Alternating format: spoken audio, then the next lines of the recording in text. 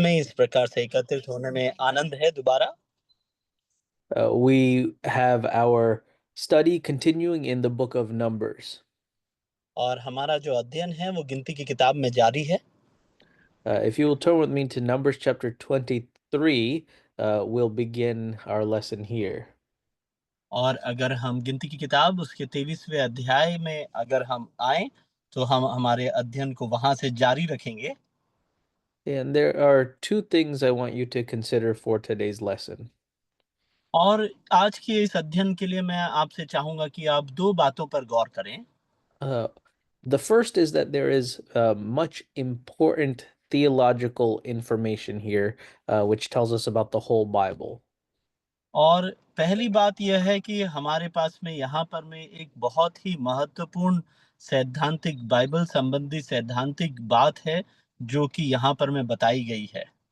But the second is that all of this theological information can be summarized by God is faithful to the promises he makes to his people.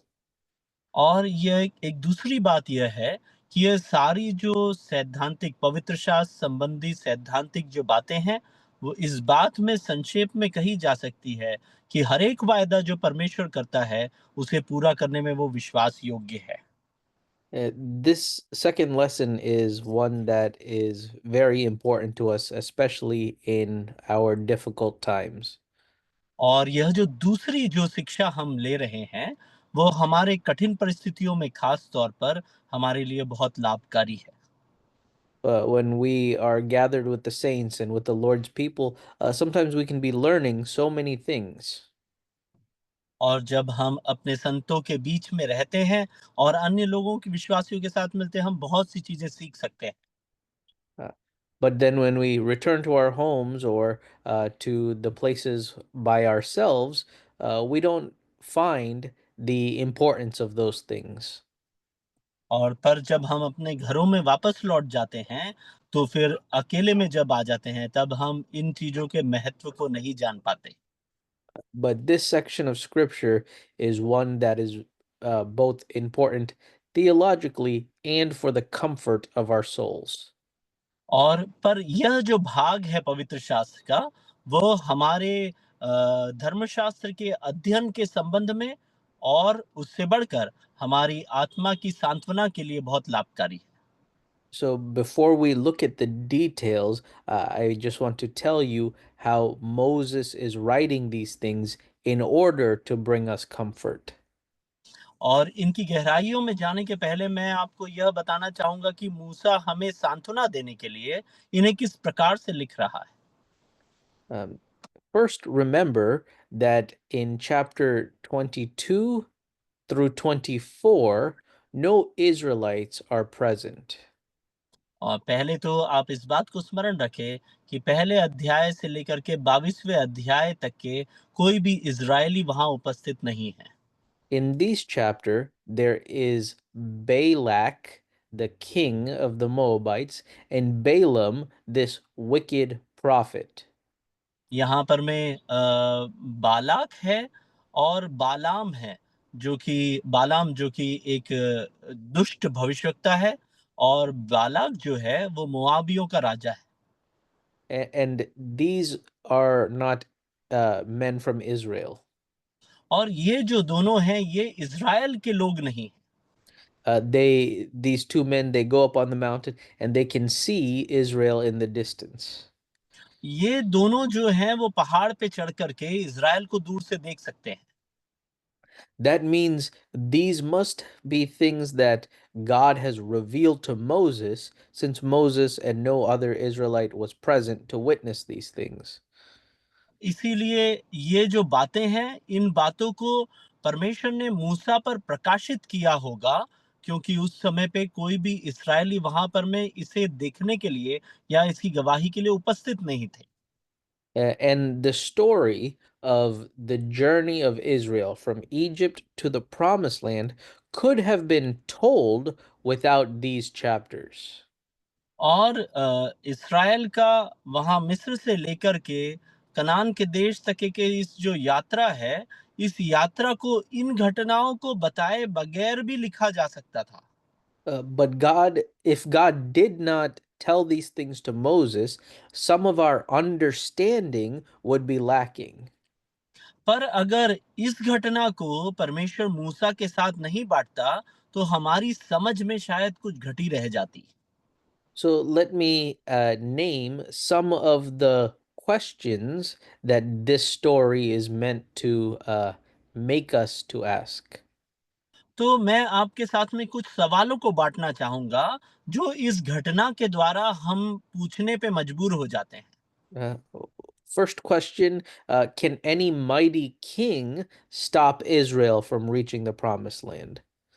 पहला सवाल यह है, क्या कोई सामर्थी राजा Israel को अपने उस वायदे किए हुए स्थान में पहुंचने से रोक सकता है क्या? This is an easy question because we saw that even mighty Pharaoh could not stop them. यह सवाल तो बहुत आसान है, क्योंकि हम यह जानते हैं कि बड़ा सामर्थी फिरौन भी उन्हें रोक नहीं पाया था। But here, yet again, we see another king, Balak, trying to stop them. पर यहाँ पर में हम एक और राजा को, जो कि बालाक है, उन्हें रोकते हुए पाते हैं। Uh, the second question is, can any prophet stop Israel from receiving God's promises? दूसरा सवाल यह है, क्या कोई भविष्यवक्ता इज़राइल को उसके वायदों को प्राप्त करने से रोक सकता है क्या? This prophet Balaam is introduced as having one very special ability. और यहाँ पर में जो बालाम नामक भविष्यवक्ता है, उसे जब हमारे सम्मुख प्रस्तुत किया जाता है, तो उसकी एक खास निपुणता को बताते हुए प्रस्तुत किया गया है। Remember, last week we said he is not a false prophet, but he is a wicked prophet. आप ध्यान करिएगा, पिछले सप्ताह हमने इस बात पर गौर किया था कि वह एक झूठा भविष्यवक्ता नहीं है, पर एक दुष्ट भविष्यवक्ता है। A false prophet will speak untrue things in order to lead the people astray. एक झूठा भविष्यवक्ता वह है जो गलत बातों को बताएगा ताकि वो लोगों को भटका दे। We only read about Balaam speaking true things and the things which he received from the Lord. पर हम बालाम को यहाँ पर में पाते हैं कि वो सिर्फ सच्ची बातें और जो बातें उसने परमेश्वर से प्राप्त किया वही बांटता है। And the problem is he is acting for a different purpose than what God is acting. पर यहाँ पर में परेशानी ये है कि परमेश्वर के उद्देश्य से अलग है उसका उद्देश्य। Uh, in chapter 22, verse 6, we read about his special ability. 22वें अध्याय उसके 6वें वचन में हम उसकी एक खासियत के बारे में पढ़ते हैं। The end of verse 6 says, For I know that he whom you bless is blessed, and he whom you curse is cursed. 6वें वचन के अंतिम भाग में 22वें अध्याय में इस प्रकार से लिखा है, क्योंकि यह तो मैं जानता हूं कि जिसको तू आशीर्वाद देता है वह धन्य होता है, और जिसे तू श्राप देता है वह श्रापित होता है। So the idea is that this wicked prophet has the power to bless and to curse. तो यहाँ पर में जो उद्देश्य है कि जिसे वो आशीष देता है उसे आशीष मिले, और जिसे श्राप देता है उसे श्राप मिले। This is raised up as a challenge because previously we heard these things God spoke to Abraham. और इसे एक चुनौती के तौर पे यहाँ प्रस्तुत किया गया है, क्योंकि हम जानते हैं कि पहले परमेश्वर ने अब्राहम से इसी तरह बात किया था। In Genesis 12, God said he would be the one who blesses those who bless Abraham and curse those who curse Abraham. क्योंकि उत्पत्ति की किताब उसके 12वें अध्याय में परमेश्वर यह कहते हैं, जो अब्राहम को आशीष देगा उसे परमेश्वर आशीष देंगे, और जो अब्राहम को श्राप देगा उसे परमेश्वर श्राप देंगे। So we see that Balaam is presented as a prophet that can challenge God's power and is against God's people, the descendants of Abraham. और यहाँ पर में हम यह पाते हैं, बालाम को जो है परमेश्वर की उस सामर्थ के सम्मुख एक चुनौती के तौर पे रखा गया है, जो कि परमेश्वर ने अपने संतानों के लिए रखा था। So the question is, can this mighty prophet stop the children of Israel from receiving God's blessing? तो इसीलिए यहाँ पर में यह सवाल उठता है, क्या ये महान सामर्थी भविष्यवक्ता इस्राएल की संतान को परमेश्वर के द्वारा उसके लिए किए हुए वायदे को प्राप्त करने से रोक सकता है क्या? And finally, the question of this story is, how will God defeat the enemies of his people? और जो अंतिम सवाल इस घटना के ऊपर आधारित करके हम पूछ सकते हैं, वो यह है कि परमेश्वर अपने लोगों के शत्रु को किस प्रकार से पराजित करेगा। It seems, as we read through the stories of the Bible and look at our own lives, that enemies will always be around. और जब हम बाइबल में बताए हुए घटनाओं को और अपने जीवन की परिस्थितियों को जब हम देखते हैं, तो हम यह अनुमान लगा सकते हैं कि सदैव शत्रु हमारे इर्द गिर्द रहेंगे। And we may be wondering, why does always one problem come after another? और हम कई बार इस प्रकार से आश्चर्य करेंगे कि ऐसा क्यों होता है कि एक के बाद एक परेशानियां जीवन में आती जाती है। Mm. Why is it that as soon as the children of Israel defeat one enemy, the next one is there? And then the same way in our own lives.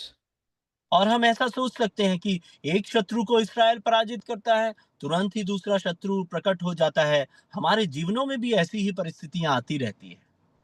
So this story is answering the question, will God's people have a final victory and will God's enemies have a final defeat? और इसीलिए यहाँ पर में जो घटना है, इस घटना में एक सवाल यह पैदा होता है, क्या परमेश्वर के जनों को एक अंतिम जीत मिलेगी क्या? और क्या उसके शत्रु सदाकाल के लिए पराजित हो जाएंगे क्या? When we understand the answer to these questions, we will be greatly comforted and equipped for the days that God brings to us. और जब हम इसके सवालों का उत्तर प्राप्त कर लेंगे, तो हम परमेश्वर हमारे जीवनों में हमसे क्या चाहता है, उस उद्देश्य को पूरा करने के लिए पूरी तरह से लैस हो जाएंगे।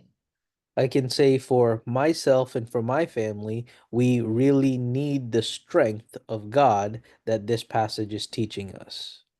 और मैं अपने आप के लिए और अपने परिवार के लिए यह बात कह सकता हूँ स्थिरता के साथ में, कि यह जो घटनाक्रम हमें जो बातें सिखाती है, उसकी सामर्थ, उसके द्वारा प्राप्त सामर्थ हमारे जीवन में बहुत उपयोगी है। So, in these chapters where we are watching the enemies of God, we get some of our greatest comfort.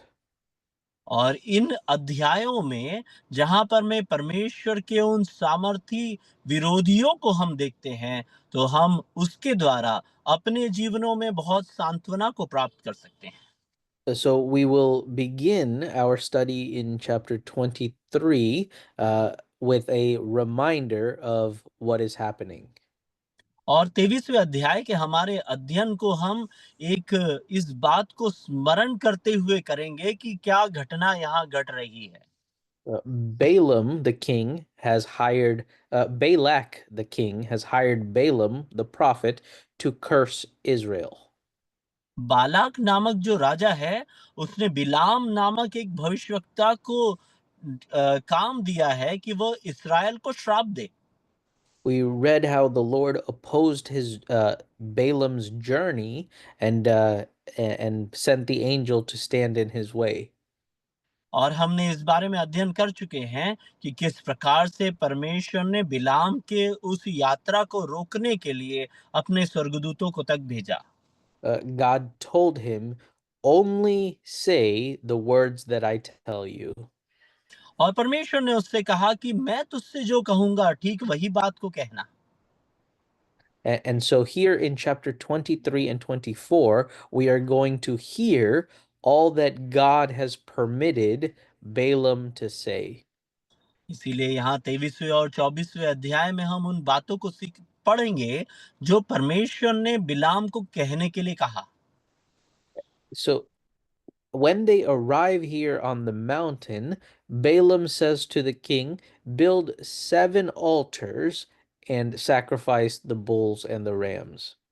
और जब यहाँ पर में वे पहाड़ पर पहुंच जाते हैं, वहां पर में बिलाम बालाक से कहता है, यहाँ पर में 7 वेदियां बना और उस स्थान पर 7 बछड़े और मेढ़े तैयार कर। And in these chapters, the numbers are very important for our understanding. और इन अध्यायों में जो संख्याएं दी गई है, हमारे समझ के लिए बहुत महत्वपूर्ण है। We don't need to spend all the time learning what these numbers are or any special meaning, but they show us that the Moses, the author, is very careful to show the precision of these prophecies. और यहाँ पर में हमें इन संख्याओं के अध्ययन में बहुत परिश्रम करने की या समय गुजारने की आवश्यकता नहीं, पर यहाँ पर में ये संख्याएं हमें ये बताती है कि मूसा ने बहुत तकलीफ लेकर के इन बातों को, इन संख्याओं के महत्व को या उनके बढ़ोतरी को बहुत गहराई से समझाया है। For instance, in verse 1, it says 7 altars, 7 bulls, 7 rams. उदाहरण के तौर पे पहले वचन में वहां पर में 7 वेदियां, 7 बछड़े और 7 मेढ़े उनका जिक्र है। And then when we read the first prophecy of Balaam from verse 7 to 10, there are 7 poetic lines there. और जब हम बिलाम की जो पहली भविष्यवाणी है उसको 7 से लेकर 10वें वचन तक पढ़ते हैं, तो वहां पर में हम 7 से लेकर 10वें वचन तक पढ़ते हैं, वहां पर में हम 7 ऐसी कविता के तौर पर लिखे गए बातों को पढ़ते हैं। Uh, I'm not sure how they look in your translation. In the English translation, it's very difficult, almost impossible to see. और आपके अनुवाद में हिंदी में उस किस प्रकार से अनुवाद है वो मुझे नहीं मालूम। अंग्रेजी के अनुवाद में उसे ढूंढना बहुत कठिन है। The English translators have done a bad job. Maybe the Hindi translators did a good job, but in the Hebrew, there are 7 lines, parallel lines for this prophecy. अंग्रेजी के अनुवाद करने वालों ने और हिंदी के अनुवाद करने वालों ने अच्छा अनुवाद किया है, पर इब्रानी भाषा में वहां पर में 7 कविता के शब्दों को हम या कविता के कथनों को हम पाते हैं, पंक्तियों को पाते हैं। So when we read from verse 7 through 10, these are the lines. तो 7वें वचन से लेकर के 10वें वचन तक के जो कविता की पंक्तियां हैं वे ये हैं। And in Hebrew, the pattern is pairs of lines. So 2 lines that say the same thing using slightly different words. और इब्रानी भाषा में जब इसे लिखा गया तो उसको लिखने की एक पद्धति थी। वो पद्धति यह Uh, थी कि एक के mm, साथ में दूसरी जो पंक्ति है उसे जोड़कर लिखा गया। वे दोनों पंक्तियां एक ही संदेश को देती थी।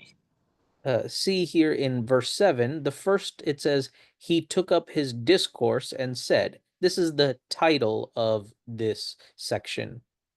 और 7वें वचन के एकदम शुरुआती भाग में हम देखें तो हम वहां लिखा हुआ पाते हैं, तब बिलाम ने अपनी गूढ़ बात आरंभ की। ये इस सारे भाग का शीर्षक है।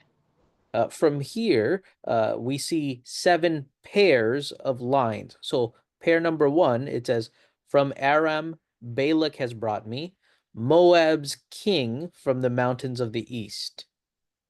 और यहाँ पर मैं इस वचन के जो शुरुआती शीर्षक के तुरंत बाद से हम 7 जोड़ियों को देखते हैं, जहां पर में जोड़ियां बनी गई है, जिसमें कि पहली जोड़ी यह है, बालाक ने मुझे आराम से अर्थात मोआब के राजा ने मुझे पूरब के पहाड़ों से बुलवा भेजा। Both of these lines, this one pair, is talking about how the king of Moab, Balak, has brought Moab here, or तो has brought Balaam here. तो यहाँ पर में जो पहला जो जोड़ी है, जो कविता की पंक्तियों की पहली जोड़ी, वो इस बात को बताती है कि किस प्रकार से बालाक ने बिलाम को यहाँ बुलाया। Uh, Pair number 2, it says, come curse Jacob for me, come denounce Israel. और दूसरा जो जोड़ी वहां पर में दी गई है वह ये कहता है, मेरे लिए याकूब को शाप दे, आ इसराइल को धमकी दे। You know that Jacob and Israel are names for the same people. आप जानते हैं कि याकूब और इज़राइल यह एक ही जन के लिए दिए हुए दो अलग-अलग नाम हैं। And he says in one line to curse them and in the other one to denounce them. और वहां पर में जो दो पंक्तियां एक साथ है उसमें पहली पंक्ति में वो कहता है उनको श्राप दे, दूसरी में कहता है धमकी दे। You know that so much Hebrew poetry is written this way, even in the Psalms, especially in the Proverbs. और जो इब्रानी कविताएं थी उनका संस्करण इसी प्रकार से होता था। हम इसी प्रकार की पद्धति जो है वो भजन संहिता में भी पाते हैं। We give attention to these things because in this first prophecy, there are seven of these pairs, and the author puts this detail to give confidence to us that God knows precisely the things which are being said. तो यहाँ पर में हम इन बातों पर जोर इसीलिए देते हैं क्योंकि लिखने वाला जो है वो इस बात के द्वारा यह प्रदर्शित कर रहा है कि परमेश्वर उन बातों को पूरी तरह से जानता है जिन बातों को वो यहाँ पर में प्रस्तुत कर रहा है। Uh, Remember, verse 1 said, seven altars, seven bulls, seven rams. आप ध्यान करें कि पहले वचन में था सात वेदियां, सात बछड़े और सात मेढ़े। In verse 4, the king says, I have set up seven altars. और चौथे वचन में हम पाते हैं कि राजा कहता है कि मैंने सात वेदियां बना दिया है। In verse 5, it says, the Lord put a word in Balaam's mouth. और पांचवा वचन यह कहता है कि यहोवा ने बिलाम के मुंह में एक बात डाली। And then in verse 6, it says, he was standing beside his burnt offering with all the leaders of Moab. और छठवें वचन में यह हम पाते हैं कि वो मोआब के सभी हाकिमों के साथ में उस बलि की हुई वस्तु के पास खड़ा था। So it seems that God was giving some ironic response to this situation. और यहाँ पर में देख करके ऐसा प्रदर्शित होता है कि परमेश्वर एक महान जवाब इन प्रत्युत्तर इन घटनाओं का दे रहा है। The purpose of these men was to curse Israel, and so they prepared these altars of the sacrifice. और इन लोगों का उद्देश्य यह था कि वे इस्राएल को श्राप दिलाएं, उसके लिए उन्होंने इन बलिदानों को चढ़ाया था। But God put these exact words in his mouth that gave the opposite of their purpose. Instead, he blessed Israel. और परमेश्वर ने उसके मुंह में ठीक यही बात डाली कि इज़राइल को श्राप देने के बजाय वह उन्हें आशीष देता है। Uh, just as it says curse and denounce Israel, instead, God praised and blessed Israel. वो वहां पर में उससे कहते हैं कि श्राप दे इज़राइल पर और इज़राइल को धमकी दे, उसके बदले में परमेश्वर इज़राइल को आशीष देते हैं। In verse 8, even one of these parallel lines, he asks, how shall I curse whom God has not cursed? How can I denounce whom the Lord has not denounced? और आठवें वचन में हम फिर से एक जोड़ी को पाते हैं और उस जोड़ी में वो कहता है जिन्हें ईश्वर ने श्राप नहीं दिया उन्हें मैं क्यों श्राप दूं, जिन्हें यहोवा ने धमकी नहीं दी उन्हें मैं कैसे धमकी दूं। For us, this is a very important lesson regarding the power our enemies have over us. और हम सबों के लिए यह एक बहुत ही महत्वपूर्ण शिक्षा का विषय है कि हमारे शत्रुओं का हमारे ऊपर क्या सामर्थ है, उसे सीखने में यहाँ हमें पाते हैं। You may have enemies who are working against you. आपके जीवन में हो सकता है ऐसे शत्रु हों जो आपके खिलाफ कार्य कर रहे हों। These may be people who wish to do you harm. ये शायद ऐसे लोग हो सकते हैं जो आपको हानि पहुंचाना चाहते हैं। or it may be the enemies of disease or of poverty. हो सकता है कि वो कोई बीमारी के शत्रु हो या निर्धनता, दरिद्रता के शत्रु हो। Uh, it- these are all challenges and enemies that all of us face in our lives. ये सारी चुनौतियां वे शत्रु हैं जिन्हें हम में से हर कोई अपने जीवनों में अनुभव करता है। And at many times we ask ourselves, will these enemies, will these obstacles keep us from receiving God's blessing? और कई बार हम इस प्रकार का सवाल अपने आप से पूछ बैठते हैं कि क्या ये रुकावटें, ये शत्रु जो है, वो हमें परमेश्वर का आशीष प्राप्त करने से रोक तो नहीं देंगे। These enemies made very specific preparation, 7777, for the purpose of cursing. और इन शत्रुओं ने बहुत ही अहम तैयारी, विशेष तैयारी वहां पर में की थी। सात सात सात तैयारियां इन्हें श्राप दिलवाने के लिए। But when God's words were spoken, he had the exact, precise response in blessing. और जब परमेश्वर का वचन वहां पर में बोला गया, तो परमेश्वर का वचन उनके लिए एकदम सटीक आशीष लेकर के आया। So in our own lives, any plan that the enemy makes against us, God has the exact plan that is for our blessing. तो हमारे जीवनों में हमारे शत्रु हमारे खिलाफ चाहे कैसी भी योजना क्यों न बना ले, ठीक उसका विपरीत योजना परमेश्वर हमारे लिए बनाता है। God will not let one single arrow slip through to harm us.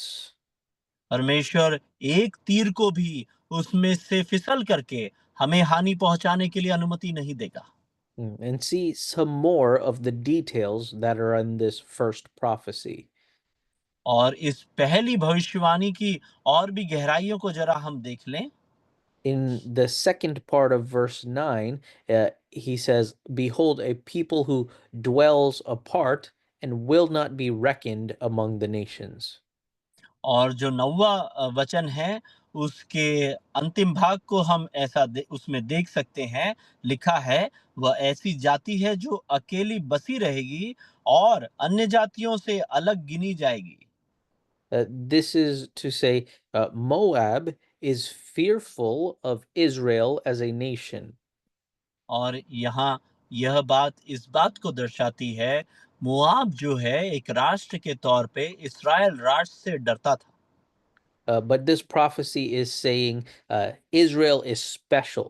They have a different standing and cannot be counted among the rest of the nations. पर यहाँ पर में जो भविष्यवाणी है, वो यह बताता है कि इज़राइल जो है, वह अलग है और वह अन्य सभी जातियों के समान नहीं है, उनके बीच में गिना ही नहीं जा सकता। So, as Moses is teaching these things to the children of Israel, they are hearing what was told to their enemies. और जैसा कि मूसा यहाँ पर में इज़राइल की संतानों को ये चीजें सिखा रहा है, वे ये सुन पाते हैं कि उनके शत्रु उनके विषय में क्या सोचते हैं। In these chapters, God is the only character who is on their side. और इन अध्यायों में सिर्फ परमेश्वर ही एकमात्र वो चरित्र है जो उनकी ओर है। So they are hearing as these enemies are working against them, God says, No, this is my special people. जब इस परिस्थिति में जहां पर में शत्रु उनके खिलाफ कार्य कर रहे हैं, तब परमेश्वर कहते हैं, नहीं, ये लोग मेरे खास लोग हैं, विशेष लोग हैं। In verse 10, the words of God bring to remembrance the promises he has made to his people. और 10वां वचन हमें उन बातों को स्मरण दिलाता है जो परमेश्वर ने अपने लोगों से वायदा किया है। Verse 10, the first part says, Who can count the dust of Jacob? 10वें वचन के पहले भाग में लिखा है, याकूब के धूलि के किनको को कौन गिन सकता है। This is related to the promise that God made to Abraham. Your descendants will be like the dust of the earth. और यह उस वायदे से संबंध रखता है जो परमेश्वर ने अब्राहम से किया था कि तेरी संतान जो है बालू के किनकों के समान होगी। And so here, the enemies of God are seeing that God's promises are being fulfilled in the lives of Israel. और यहाँ पर मैं परमेश्वर के जो शत्रु जो है, इज़राइल के शत्रु जो है, वे इस बात को देख रहे हैं कि परमेश्वर की संतानों के जीवन में किस प्रकार से परमेश्वर का वायदा पूरा होते जा रहा है। Uh, This is so much true that even Balaam here asks at the end of verse 10, "Let me die the death of the upright, let my end be like this." और ये इतना सच्चा सच्चा है कि हम अंत में यह पाते हैं कि वहां पर में बिलाम कहने लगता है कि इनको जो मृत्यु आनी है वो मुझे आ जाए, मैं वैसी मृत्यु को प्राप्त कर जाऊं। These are people that these men are trying to curse, but in the end, Balaam says, "I wish my life, even my death, would resemble what Israel looks like." तो इस्राएल का जो स्थिति है उसको देख करके वह यह कहने लगता है कि मेरी भी मृत्यु इनके समान की ही मृत्यु हो जाए, मेरा भी अंत उनके समान का हो जाए। Uh, think here what God is trying to teach the children of Israel. जरा उस बात पर ध्यान लगाएं कि परमेश्वर यहाँ इसके द्वारा इज़राइल के लोगों को क्या सिखाना चाह रहे हैं। We have seen countless times in these sections how Israel continues to complain and grumble against what God is doing for them. इन घटनाओं में हमने कई बार ऐसी स्थितियां देखे जहां पर में इज़राइल जो है बुराई करता है, कुड़कुड़ाता है, परमेश्वर के खिलाफ बुड़बुड़ाने लगता है। But when this enemy looks at them, he says, "I wish I could even die like the children of Israel are." पर जब शत्रु इन इज़राइलियों की ओर देखता है तो वह यह कहता है कि काश मेरी मृत्यु भी या मेरा अंत भी इन्हीं लोगों के समान हो जाता। This is a wonderful reality that brings great glory to God. और यह एक बहुत ही अद्भुत सच्चाई है जो परमेश्वर के लिए महान महिमा का कारण बनती है। The enemies of God's people are made to see that it is better to die like the children of God than to live as the enemies of God. परमेश्वर के या इज़राइल के जो शत्रु हैं, उन्हें इसका ज्ञात हो जाता है कि परमेश्वर की संतानों की तरह मृत्यु परमेश्वर के शत्रु के तरह जीवन जीने से कहीं उत्तम है। Remember, at this time, the children of Israel were the ones who were still complaining. देखिए इस बात को गौर करें कि यहाँ पर में भी इस समय भी कौन ज्यादा बुड़बुड़ा रहा है, कुड़कुड़ा रहा है, वो है इज़राइल की जनता। In our lives, sometimes we can only see the great difficulties that are taking place. हमारे जीवनों में भी कई बार हम सिर्फ जो महान कठिन परिस्थितियां हमारे जीवनों में हो जाती सिर्फ उन्हीं पर हम गौर कर पाते हैं। And the only things our hearts are able to produce is grumbling or complaining. और हमारा हृदय सिर्फ कुड़कुड़ाने का ही कार्य कर पाता है। But remember that sometimes God is at work teaching even the enemies of God the great glory of being a child of God. पर कई बार इस बात को समझ रखिएगा, इसे ध्यान में रखिएगा कि परमेश्वर कई बार शत्रुओं को तक परमेश्वर की महान महिमा की शिक्षा दे देता है। And so we ought to live with such joy, such praise for God, even in the midst of our difficulties, that our very enemies see the joy of being God's people. तो हमें ऐसी परिस्थितियों में भी जो हमारे बहुत अधिक विपरीत है, बहुत ही आनंद के साथ में रहना चाहिए, क्योंकि उन परिस्थितियों में हमारे शत्रु तक परमेश्वर के रखे हुए उस आनंद को समझ पाते हैं। And so, after saying all of these things, King Balak says, What have you done? You have not cursed them, but instead you have blessed them. और इन सब घटनाओं के हो जाने के बाद में राजा बालाक इस प्रकार से कहता है, तूने क्या कर दिया? तूने उन्हें श्रापित करने के बजाय उन्हें आशीष दे दिया है। And Balaam says, I have to say what God puts in my mouth. और बिलाम वहां पर में कहता है, मुझे परमेश्वर मेरे मुंह में जो बात डालता है मुझे वही तो कहना है। So in verse 13, the king has a different idea and says, let's go stand on this next mountain, and you will only be able to see one portion of Israel. और वहां पर में 13वें वचन में राजा को एक और युक्ति आती है। वो कहता है, चल दूसरे पहाड़ के ऊपर चलते हैं, वहां पर में तू कुछ ही लोगों को देख पाएगा इजरायलियों में से। And the silly thinking of the king here is if you cannot see all of Israel, then maybe you will be able to curse them because you won't have such great fear of them. और यहाँ पर में राजा के मन में ये बेवकूफी की बात आ जाती है कि हो सकता है कि जब पूरे इसराइलियों को तू नहीं देख पाएगा, तो शायद तेरे अंदर उनके प्रति का भय कम होकर के तू उन्हें श्राप दे पाएगा। Uh, he goes up, and the situation is repeated again. और फिर वो वहां ऊंचे पर जाता है और यही घटनाक्रम वहां भी दोहराया जाता है।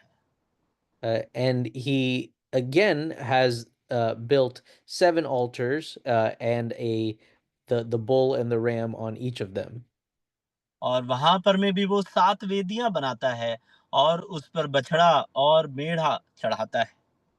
Uh, God speaks to Balaam, and Balaam then speaks these words to the king.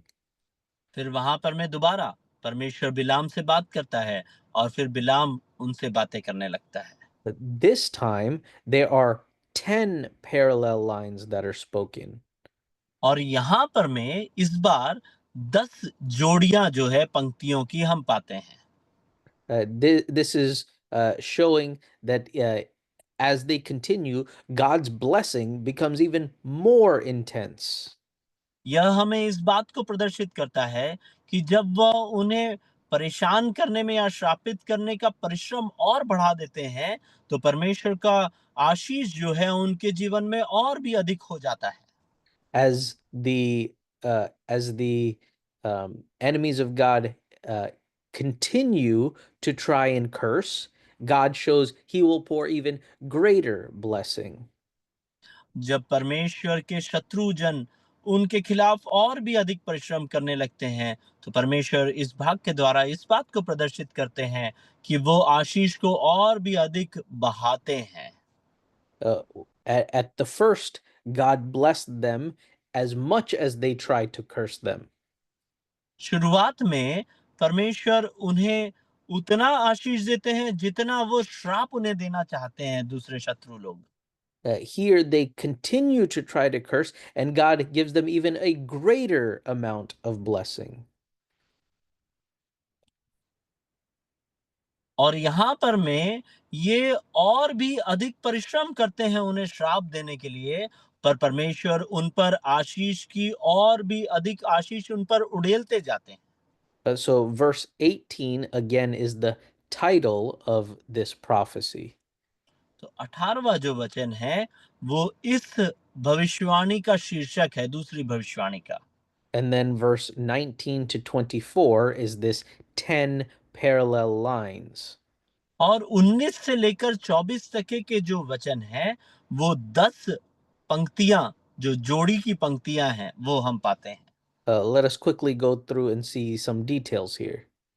हम जल्दी से इनमें से होकर गुजर करके कुछ गहराइयों को समझेंगे। He states again that God will not change his promises or his plans. और यहाँ पर मैं वो दोबारा इस बात को कहता है कि परमेश्वर अपने वायदे या अपनी योजनाओं को बिल्कुल भी नहीं बदलने वाले हैं। Verse 19 says, God is not a man that he should lie. और 19वां वचन यह कहता है, ईश्वर मनुष्य नहीं कि वह झूठ बोले। And in verse 20, he says, very similar to verse 8. और 20वां वचन जो है वो 8वें वचन से बहुत अधिक मेल खाता है। He says in verse 8, what God has not cursed, I cannot curse. And in verse 20, he says, what God has blessed, I cannot then revoke it. 8वें वचन में वो कहता है जिसे परमेश्वर ने श्राप नहीं दिया उसे मैं श्राप नहीं दे सकता। 20वें वचन में वो कहता है जिसे परमेश्वर ने आशीर्वाद दे चुका है उस आशीर्वाद को मैं पलट नहीं सकता। In verse 21, we read, God is with Israel. और 21वें वचन में हम पाते हैं कि परमेश्वर इस्राएल के संग है। And the final line, verse 21, says, the shout of a king is among them. और 21वें वचन के अंतिम भाग में लिखा है उनमें राजा किसी ललकार होती है। At this time, Israel does not have a king. और यहाँ पर में इस समय काल में इज़राइल का कोई राजा नहीं है। And we may be thinking these words are being spoken to an enemy king. और हम इस प्रकार से सोच सकते हैं कि ये जो वचन है ये शायद शत्रु राजा को कहा गया है। Balak does not know who is the king of Israel, and the children of Israel, they do not know that there is a king there. और बालाक को यह नहीं मालूम कि वहां इस्राएल का राजा कौन है और जो इस्राएली हैं वे ये नहीं जानते कि एक राजा है। And it seems in this verse that God is this king that is among them. और इस वचन के द्वारा ऐसा प्रतीत होता है कि परमेश्वर वह राजा है जो उनके मध्य में है। But we will see more in one of the upcoming prophecies about this. पर इसके संबंध में और भी गहराई से या अधिक बात हम आने वाली एक दूसरी भविष्यवाणी में पढ़ेंगे। Verse 22 says, God brings them out of Egypt. He is for them like the horns of a wild ox. और 22वां वचन यह कहता है परमेश्वर उन्हें मिस्र से निकाल ले आया है, बैनेले सांड के समान वह उनके लिए बल रखता है। This is speaking of God's strength as he fights for them. और यहाँ पर में वह परमेश्वर के बल के विषय में बताता है जब परमेश्वर उनके लिए युद्ध करता है तब।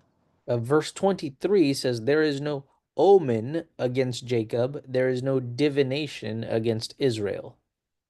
और 23वां वचन यह कहता है याकूब पर कोई मंत्र नहीं चलेगा और उस पर उसके बारे में भावी कहना कोई अर्थ ही नहीं रखता। And these two words, the omen and divination, are parallel words. और यह मंत्र और भावी कहना यह जो दो शब्द हैं ये करीब करीब समानार्थी शब्द हैं। Just like Jacob and Israel are parallel, so these two words are parallel. तो जिस प्रकार से याकूब और इज़राइल एक ही शब्द हैं या समान शब्द हैं वैसे ही मंत्र और भावी कहना यह भी समान शब्द है।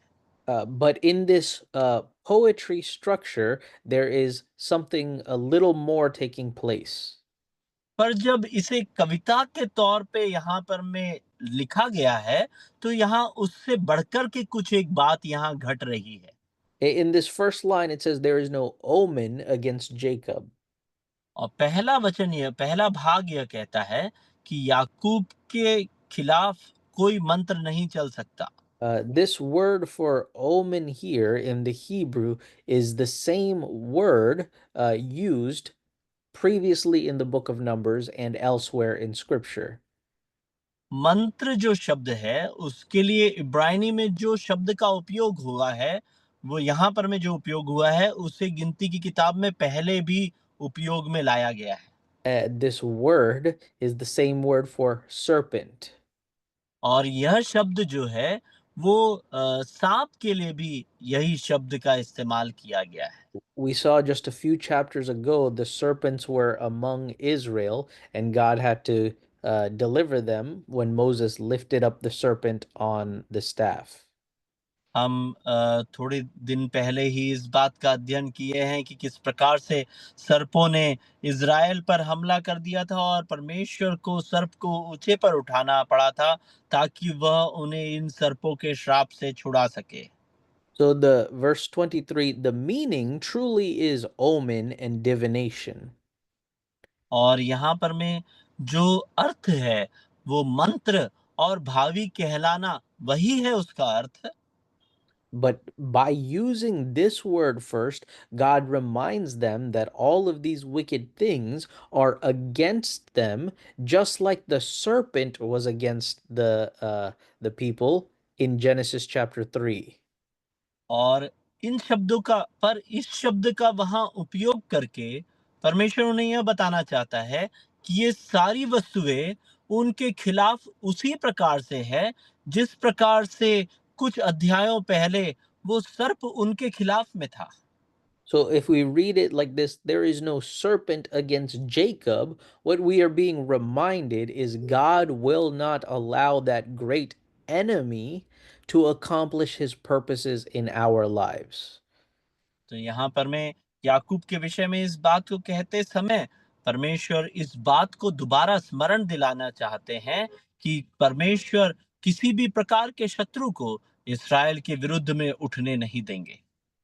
In our lives, many times we will feel the attacks of Satan. हमारे जीवनों में हम कई बार शैतान के हमलों को अनुभव कर सकते हैं। But here we are reading as though God is saying the attacks of the enemy will not be among us, his people.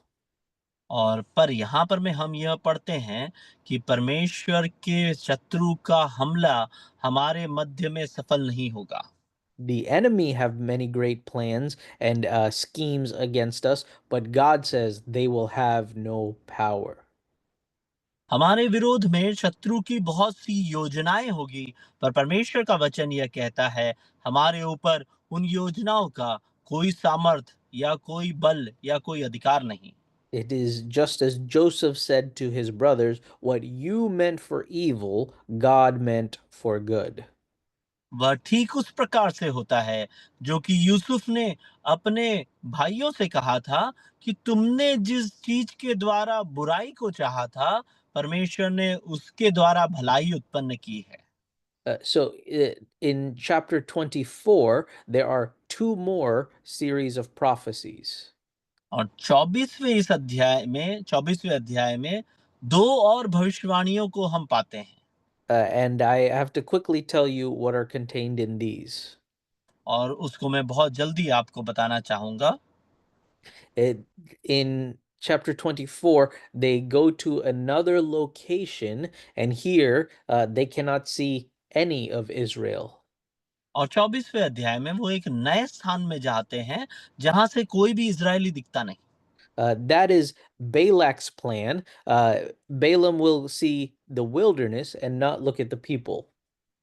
ये बालाक की योजना है कि बिलाम जो है उसे सिर्फ जंगल दिखाई देगा और कोई भी लोग दिखेंगे नहीं। But in verse 2, it says Balaam lifted up his eyes and he saw Israel camping tribe by tribe.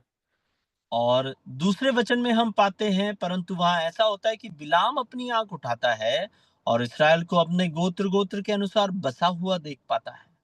So even though Balak plans to show only the wilderness, Balaam looks and he sees all of the people, tribe by tribe. Balak की तो योजना यह थी कि बिलाम जो है वो सिर्फ जंगल को ही देख पाए, पर जब बिलाम देखता है तो इज़राइल को गोत्र दर गोत्र करके वो देख पाता है। And in this section, verses 3 through 9, we see that there are 12 pairs of lines. और 3 से लेकर के 9 तक के का जो भाग है इस 24वें अध्याय का, वहां पर में हम पाते हैं कि वहां 12 जोड़ियां हैं पंक्तियों की।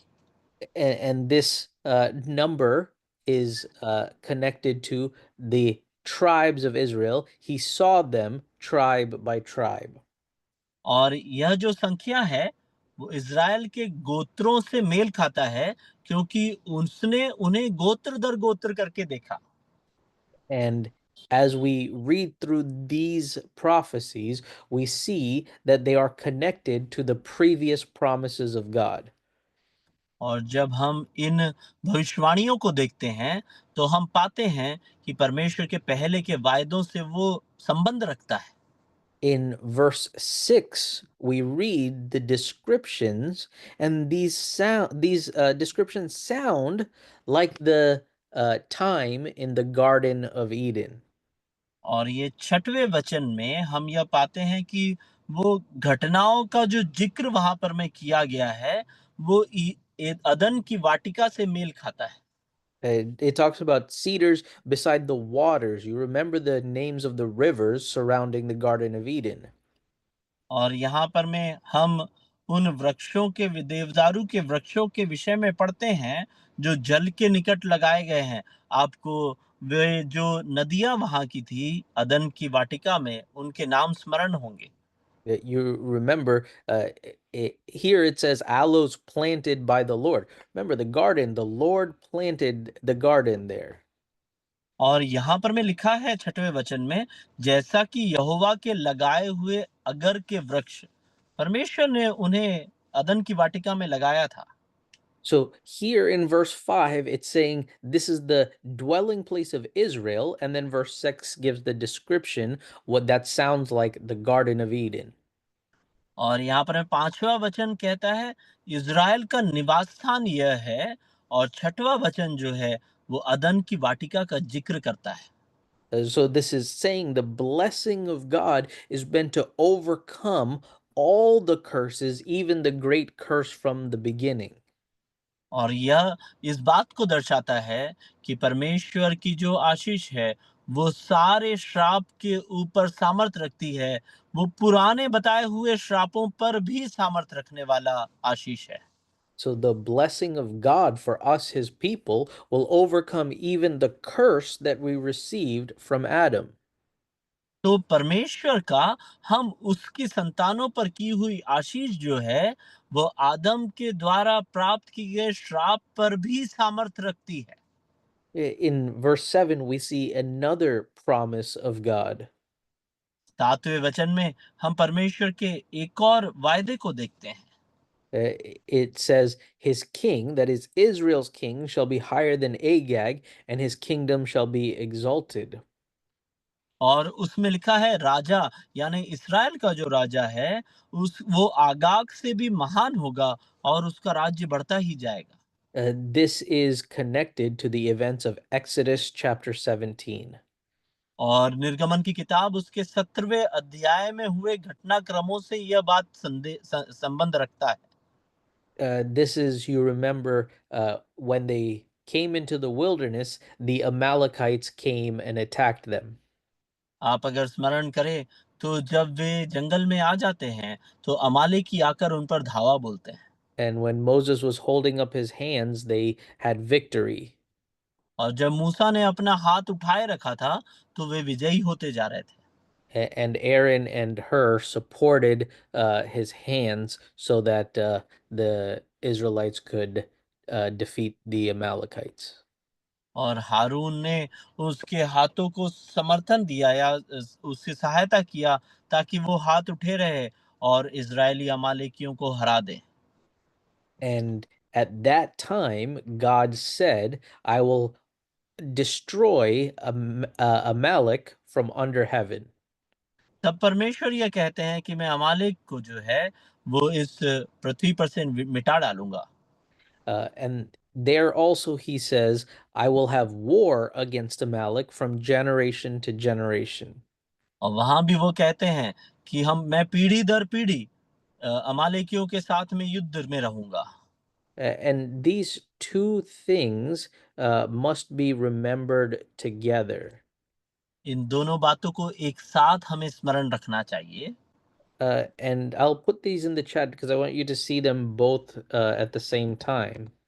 मैं चैट में इन दोनों चीजों को एक साथ डाल दे रहा हूं, क्योंकि मैं चाहता हूं कि आप इन दोनों चीजों को एक साथ ही रखकर स्मरण करें।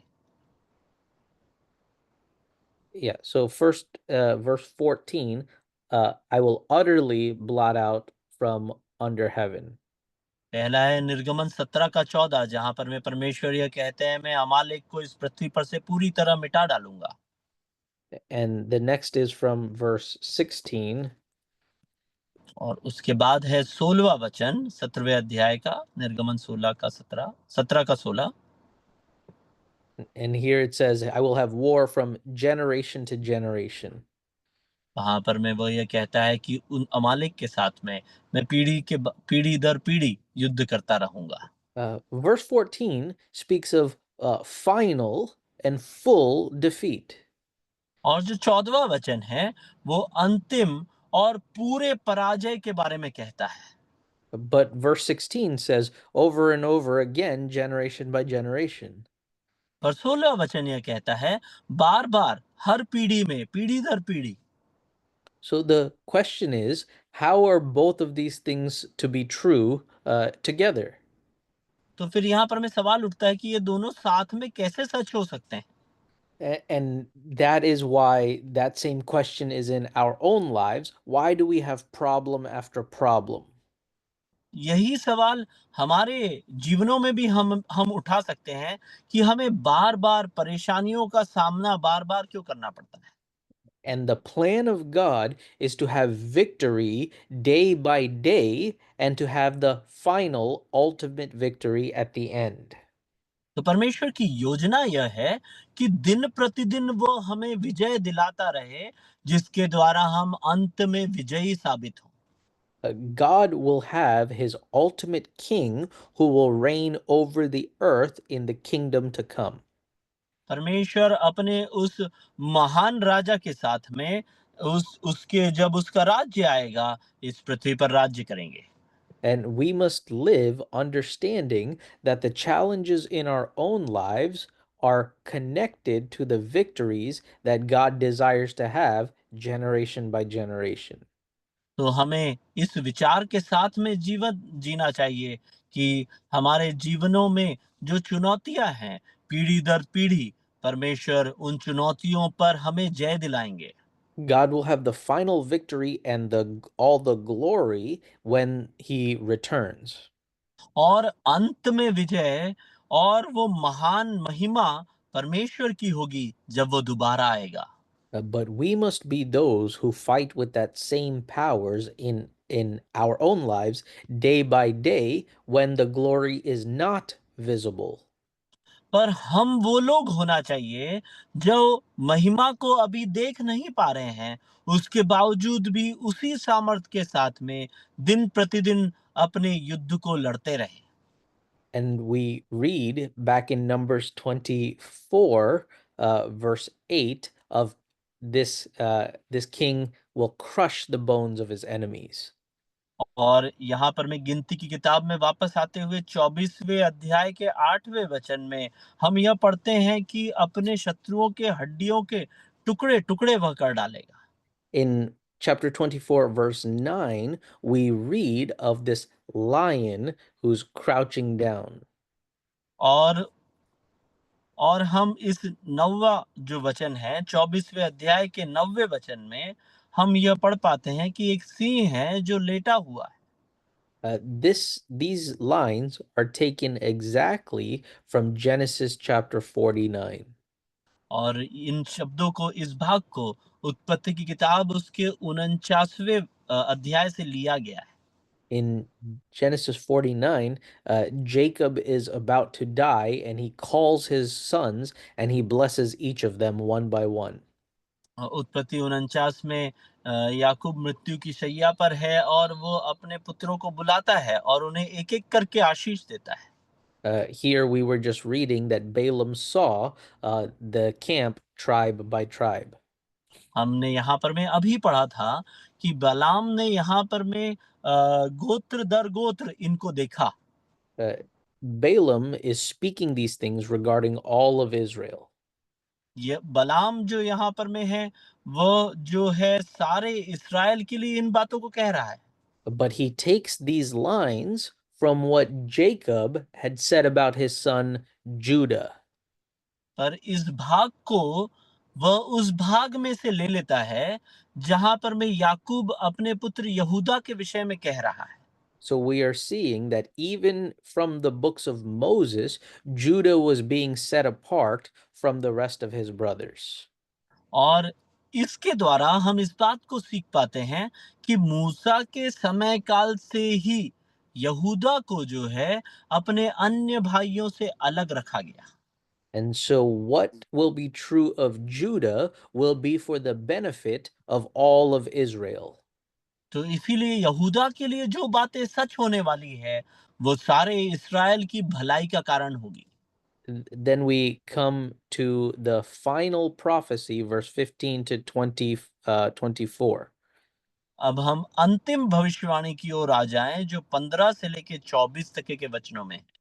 In verse 17, we see importantly that he says these are far off prophecies. और 17 वचन महत्वपूर्ण है जो कि यह कहता है कि यह समीप की नहीं पर दूर की भविष्यवाणियां है। He says these things are not now and they are not near. वो यह कहता है ये चीजें घटनाएं अभी की नहीं है, यानी आने वाले कल में ये घटित होने वाली नहीं है। Even in our own day, these things are still future. हमारे आज के समय काल में भी ये घटनाएं अभी तक के हुई नहीं। And it says, a star shall come forth from Jacob, a scepter shall rise from Israel. वो कहता है वहां पर में याकूब से एक तारा उदय होगा और इसराइल में से एक राजदंड उठेगा। This is again speaking of that king. यहाँ पर में दोबारा उस राजा के विषय में बताया जा रहा है। And what he will do, it says, he shall crush through the forehead of Moab. और उसके विषय में क्या लिखा है, जो मोवाब के अलंगों को चूर चूर कर देगा। And this is incredibly important because this is the fulfillment of what we read in Genesis 3:15. और यह बहुत ही महत्वपूर्ण है क्योंकि उत्पत्ति की किताब 3 अध्याय 15 वचन में जो बात लिखी गई है उसको यहाँ पर में पूरा होते हुए हम पाते हैं। God said that the seed of the woman would crush the head of the serpent. क्योंकि वहां पर में परमेश्वर कहते हैं कि स्त्री का जो बीज है वह सर्प के सिर को कुचलेगा। Here we are reading that Moab and the king Balak is doing the same work as the serpent from the beginning. हम यहाँ पर में यह पाते हैं कि मोआब और उनका राजा जो बालाक है वह वही कार्य को कर रहा है जिसे सर्प कर रहा था। God will crush Moab, God will crush the serpent, and God will crush the enemies in our lives because he has promised. परमेश्वर मोआब को, उसके राजा को, और परमेश्वर मेरे और आपके जीवन में जो शत्रु है उसको चूर चूर कर देगा क्योंकि उसने वह वायदा हमसे किया है। Right? In our own lives, God is accomplishing this. हमारे स्वयं के जीवनों में परमेश्वर इन कार्यों को पूरा कर रहा है। So we will close by reading the verse from Romans chapter 16. Romeo की पत्री उसके 16वें अध्याय से एक वचन को पढ़ के हम समाप्त करेंगे। Romans 16, verse 20 says, the God of peace will soon crush Satan under your feet.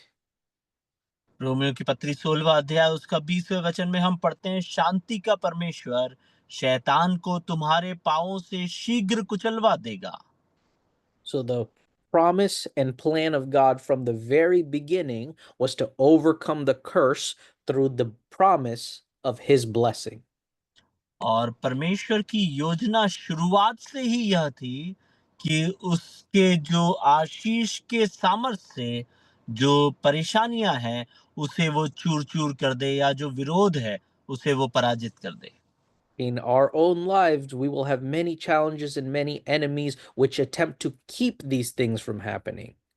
और हमारे स्वयं के जीवनों में हमारे ऐसी बहुत सी चुनौतियां या बहुत से ऐसे शत्रु होंगे जो हमें इन कार्यों को करने से रोकेंगे। But for us, his people, he will not allow those curses to fall upon us. पर हम जो उसके जन हैं हमारे जीवनों में उन श्रापों को हमारे ऊपर आने से वो रोकेगा। This does not mean we will not have any challenges. इसका अर्थ यह बिल्कुल भी नहीं है कि हमारे जीवनों में चुनौती ही नहीं होगी। It means just like Joseph, God will take all of those challenges and use them to accomplish his purposes for the good of his people. पर इसका अर्थ यह है कि जैसा यूसुफ के जीवन में हुआ था, वैसा ही परमेश्वर इन सारी चुनौतियों का उपयोग करते हुए अपने उद्देश्य को हमारे जीवनों में पूरा करेंगे। So when we suffer even at the hands of our enemies, it is not the purpose of the enemy that is being accomplished, it is God's purpose that is being accomplished. तो हमारे जीवनों में जब हम शत्रु के द्वारा सताए जाते हैं, तो यह याद रखें कि हम उसके द्वारा शत्रु अपने जीवन हमारे जीवनों में अपना उद्देश्य पूरा नहीं कर रहा, परंतु परमेश्वर उसके द्वारा अपने उद्देश्य को पूरा कर रहा है। So we must learn and remember God's blessing will always come to us and he will give us the victory on that final day. तो इसीलिए हमें हमेशा यह स्मरण रखना है कि परमेश्वर हमें हमेशा यह स्मरण रखना है कि परमेश्वर हमें अपनी आशीष के द्वारा अंतिम दिन में हमें विजयी दिलाएगा। So, as you see the theology of all of these things from Genesis even through Revelation, remember these are God's promises for our very own days as well. और जब हम उत्पत्ति की किताब से लेकर के प्रकाशित वाक्य तक के इन वस्तुओं को इन बातों को देखें, तो इस बात को स्मरण रखें कि हम सबों के जीवन में यही परमेश्वर के वायदे और उसकी योजना है। Mhm. Thank you, brother. God bless you. धन्यवाद। परमेश्वर आपको आशीष दे।